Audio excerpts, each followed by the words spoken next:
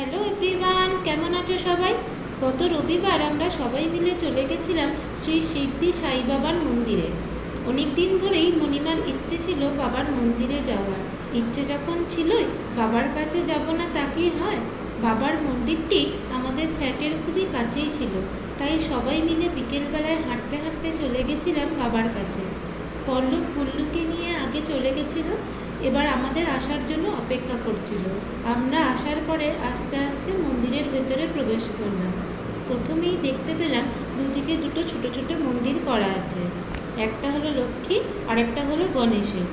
পল্লব মন্দিরে প্রণাম করছিল আর মণিমা প্রণাম করে গুল্লুকে নিয়ে ভেতরে যাচ্ছিল। প্রবেশ করার পরে দেখলাম বাবার বিভিন্ন রকমের বয়সের ছবি নিচে লাগানো ছিল। এবার আস্তে আস্তে আমরা ওপরে গেলাম। ওপরে গিয়ে দেখলাম দুটো ঘর আছে। প্রথমে যে ঘরটি আছে সেখানে বাবা